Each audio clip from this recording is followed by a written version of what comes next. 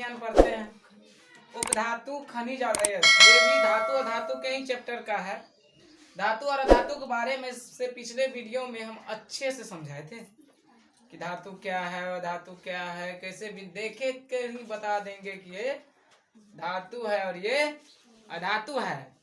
आज उससे एक स्टेप आगे बढ़ते हैं, जानते हैं उपधातु। भाई उपधातु क्या है? उपधातु मेटेलॉइड्स, मेटेलॉइड्स LOID है, मेटेलॉइड्स इसका अंग्रेजी होता है। उपधातु को समझते हैं। देखिए धातु समझे, धातु चमकदार होता है, धातु धनायन देता है, धातु इलेक्ट्रॉन त्याग करता है, ये सब समझाए थे। और धातु विद्युत का कुचालक होता है, ये इलेक्ट्रॉन लेता है, गेन करता है, लेता है, ये इलेक्ट्रॉन्स लेता है। ठीक है, उसके बाद देखिए उपधातु समझते हैं। धातु और अधातु, उपधातु में जो है धातु और अधातु दोनों का गुण होता है। जिसमें धातु और अधातु दोनों का गुण पाया जाता है उसे ही उपधातु कहते हैं। समझ गए? उपधातु में धातु भी होता है और अधातु भी होता है। तो हम कह सकते हैं धातु प्लस अधातु इक्वल टू उपधातु। धातु प्लस अधातु इक्वल टू उपधातु, अर्थात धातु और अधातु के मिले हुए रूप को क्या कहते हैं? उपधातु कहते हैं। उपधातु जिसमें धातु और अधातु दोनों होता है उसे क्या कहते हैं? उपधातु कहते हैं। इसमें धातु का भी गुण होगा और अधातु का भी गुण होगा। जिसमें धातु और अधातु दोनों का गुण होता है उसी को क्या कहते हैं? उपधातु कहते हैं। जैसे में सिलिकॉन, सिलिकॉन एक उपधातु है। जर्मेनियम उपधातु है। बोरॉन उपधातु है। क्या उपधातु की संख्या सर कितनी होती है? तो उपधातु की संख्या 9 होती है। उपधातु की संख्या कितनी होती है? उपधातु की संख्या 9 होती है।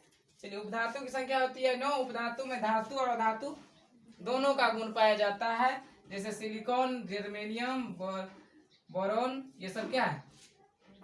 उपधातु है। ठीक है, अब इससे आगे कुछ स्टेप बढ़ते हैं। जानते हैं सक्रियता श्रेणी के बारे में। सक्रियता श्रेणी,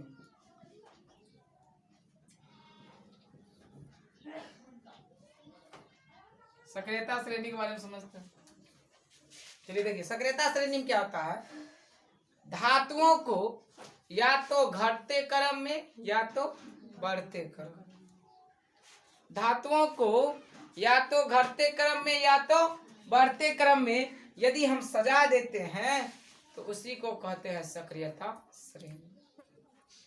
धातुओं को घटते क्रम या बढ़ते क्रम में सजाने की प्रक्रिया को ही क्या कहते हैं? सक्रियता श्रेणी कहते हैं।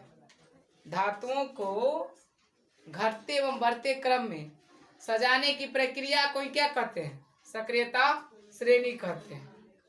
समझ गए? धातुओं को घटते एवं बढ़ते क्रम सजाने की प्रक्रिया क्या कहते हैं? सक्रियता श्रेणी कहते हैं। जैसे में देखिए मान लीजिए सबसे ऊपर मैग्नीशियम है, उसके बाद सोडियम है, उसके बाद कैल्शियम है, उसके बाद एल्यूमिनियम है। इस टाइप से जो हम सजा दिए हैं तो सबसे ज्यादा अभिक्रियाशील मैग्नीशियम, उसके बाद सोडियम, उसके बाद कैल्शियम, उसके बाद एल्यूमिनियम। इसी को जो सजा दिए, इसी सजाने की प्रक्रिया क्या कहते हैं? सक्रियता श्रेणी कहते हैं। ये सब ज्यादा अभिक्रियाशील है, जिसमें ये साइन, इसमें भी ये साइन, इसमें ये साइन, इस टाइप से सजा देते हैं, इसी को कहते हैं सक्रियता श्रेणी। इस टाइप से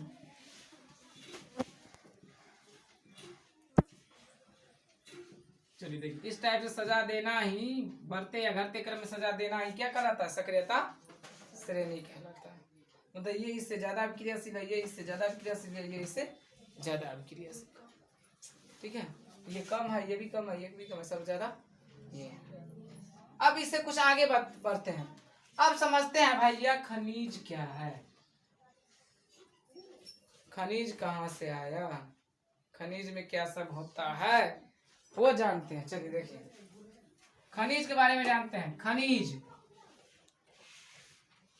खनिज को अंग्रेजी में कहते हैं मिनरल्स। खनिज, मिनरल्स,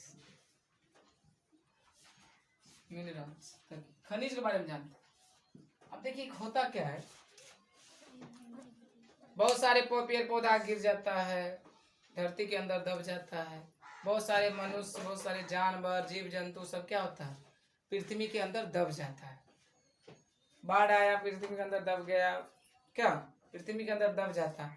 तो भूपर पट्टी के अंदर पाए जाने वाले जीव जंतुओं के सड़े गले पदार्थों से जो पदार्थ बनता है उसी को खनिज कहते हैं।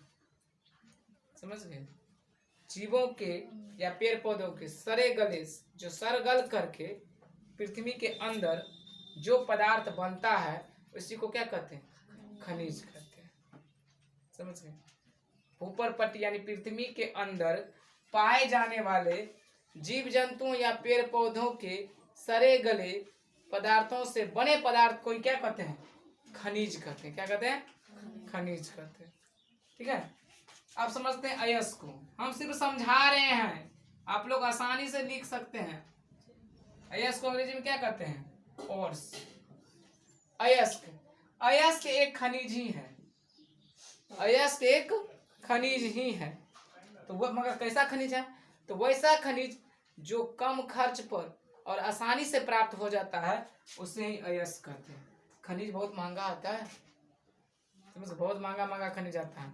तो वैसा खनिज जो आसानी से और कम खर्च पर प्राप्त हो जाता है उसी को क्या कहते हैं, अयस्क कहते हैं।